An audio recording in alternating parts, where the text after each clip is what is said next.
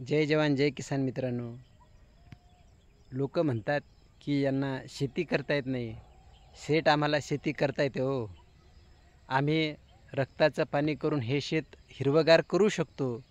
परंतु आमच्या सोयाबीनला जो रास्त भाव असतो तो देण्यासाठी मात्र इथलं प्रस्थापित सरकार असो किंवा जे आपण म्हणतो ना की व्यापारी वर्ग असेल किंवा आंतरराष्ट्रीय व्यापारी वर्ग असेल, तो मात्र नक्कीच आमच्या शेतकऱ्याच्या मुळावरती उठलेला आहे. आणि शेतकऱ्याचंही आपण देणं लागतं. आपण या शेतामधलंच अन्न हे खातो सेठ. या शेतकऱ्याच्या बांधावरती येऊन एकदा कष्ट करून बघा. आणि ओला दुष्काळ असेल, कोरडा दुष्काळ असेल, या संकटातून आपलं पीक वाचवणं असेल, या सर्व संकटाशी तोंड देऊन उभा राहतो तो शेतकरी. आणि तरीही मात्र इथलं सरकार असेल किंवा व्यापारी वर्ग असेल, हा शेतकऱ्याच्या पदरी नेहमी निराशा टाकतो. 2011मध्ये 4,000 विकणारं सोयाबीन आज 2024मध्ये सुद्धा 4,000 विकून राहिलं.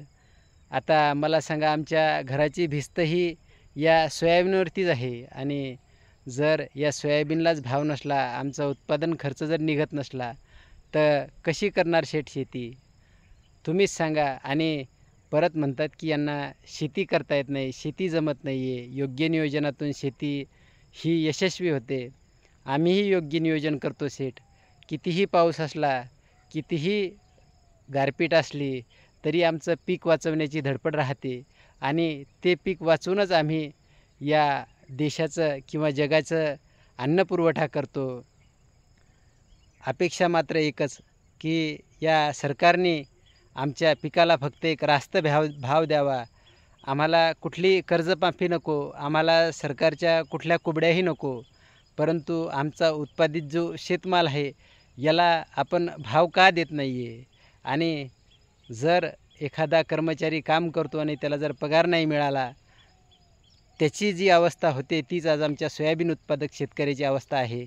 सरकारने लवकरात लवकर आमच्या सोयाबीन उत्पादक शेतकऱ्यांसाठी येणारा हंगाम जवळ येतो आहे, त्या हंगामासाठी पावलं उचलावी आणि आमच्या सोयाबीन उत्पादक शेतकऱ्याला न्याय द्यावा, हीच मागणी करतो.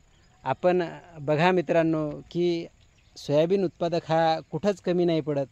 तो त्याच्या रक्ताचं पाणी करूनसुद्धा आपलं पीक हे हिरवंगार करतो. परंतु इथली व्यवस्था ही शेतकऱ्याला कधीच न्याय देण्याच्या बाजूने नसते. आणि हा न्याय मिळावा यासाठीच शेतकरी मित्रांनो, हॅशटॅग सोयाबीन उत्पादक शेतकरी बचाव ही मोहीम आपण राबवूया. सरकारपर्यंत हा व्हिडिओ पोचवा, जास्तीत जास्त शेअर करा. मी संदीप मिटकरी आपली रजा घेतो. धन्यवाद.